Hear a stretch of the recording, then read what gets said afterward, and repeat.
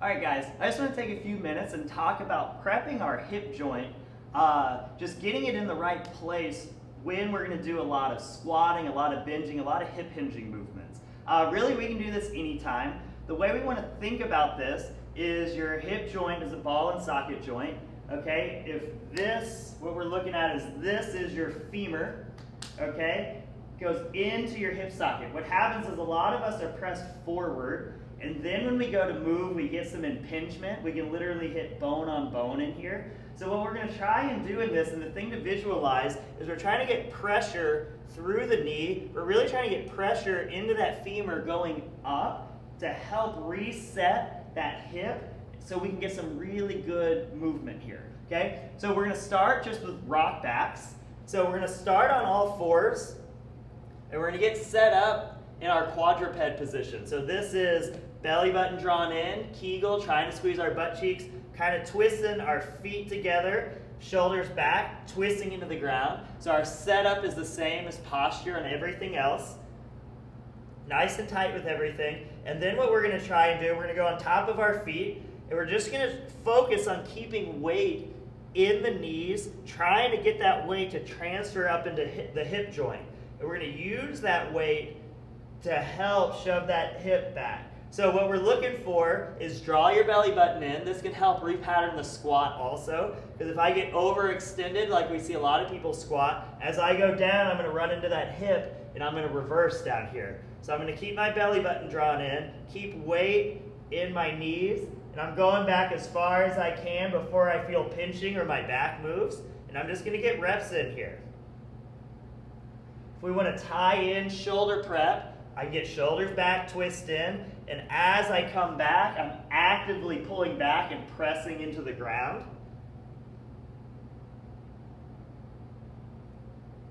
And the focus is just core, core, core, core, core. So act like you've got your back stable, and then you're just rocking those hips back, trying to push that femur back in your hip socket to kind of clean up how that hip joint is moving. So all of the common faults we see in squatting, we're going to see happen here, and this is where we need to clean them up. So remember, there's nothing special about these exercises, and doing these exercises pre-squat can help a little bit, especially in this situation where we're getting that femur pushed back in its hip socket. But the ultimate transferability is we're repatterning. We have to brace the right way, but then we need, when we're actually squatting, to brace the right way and do all the same things there too. So it's that carryover that we're looking for. One without the other is not as beneficial. So we're looking for all that carryover. So I like doing about 10 reps. Weight here, nice and tight, sending back.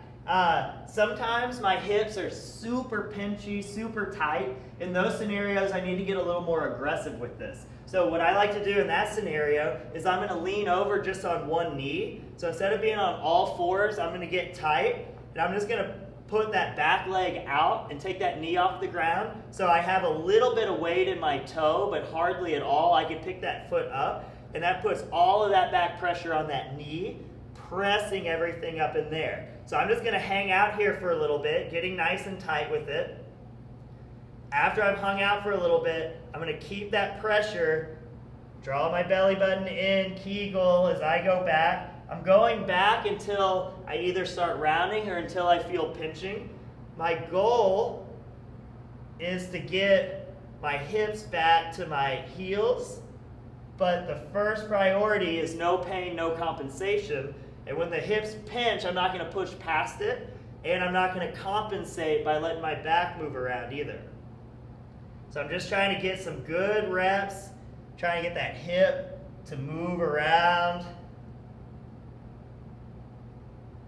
and then repattern it. A super common problem we see in the squat is we run out of room, and so we have to round around everything. So if that hip is gliding back in its hip socket better, now we're able to get into this position. What I feel just after going after that right leg right there, I feel almost like I'm here. I feel like that left leg is still trapped a little bit, and this right hip is moving really, really well. I can really feel a difference. So you can always do a test, retest, do it on one side, see if you can tell a difference, and that can really help you understand what it feels like when we finally get that hip back in its socket. But setup, core position matters, posture matters.